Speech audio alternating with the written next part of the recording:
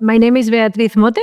I'm an infectious disease physician at Department of Infectious Diseases of Hospital Germans Trias i Pujol, and I'm a clinical investigator at Fundació Lluita contra les Infeccions at Nersi Caixa.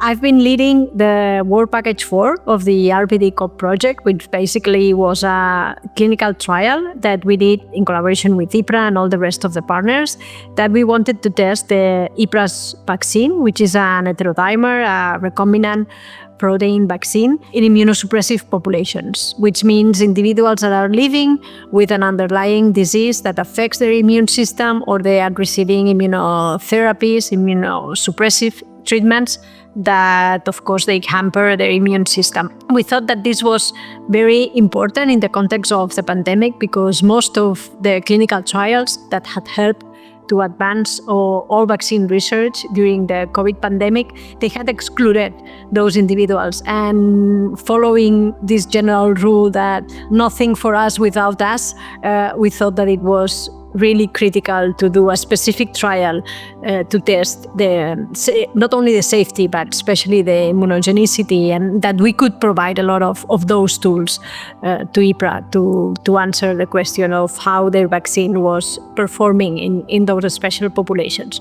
So to develop that trial, of course, we needed, and it was pivotal for us, to have community engagement from the beginning of the project. Since the trial conception, since all the development of materials, we needed their help to contribute on how we could generate those information, those recruitment strategies that could engage the most of participants possible living with these immunosuppressive conditions into the trial. We have been in contact with EETG and all the CAP members through the beginning of the project, and throughout the development of the project, we have been constant conversations about all the amendments that the regulatory authorities were requiring, all the recruitment challenges that we were facing. We have been reporting to them the results. They have helped us in how to interpret the results, and we are now finalizing all the data analysis and all the reporting of the results. So it's been a great experience. I come from the HIV field, and I'm quite used to that. And I think it's really, really, really important to do it.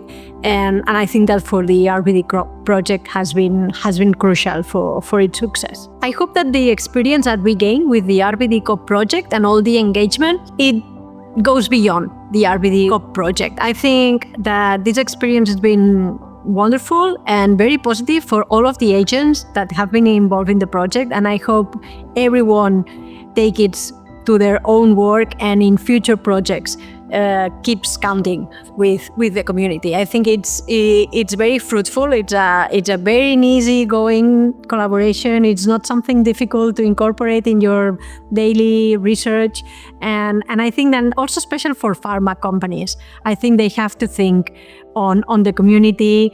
It's not just because this was part of an European project and we had to include the community. That was compulsory, of course, but I think after this experience, they believe that it's needed and that we have to pursue to perform research in that way.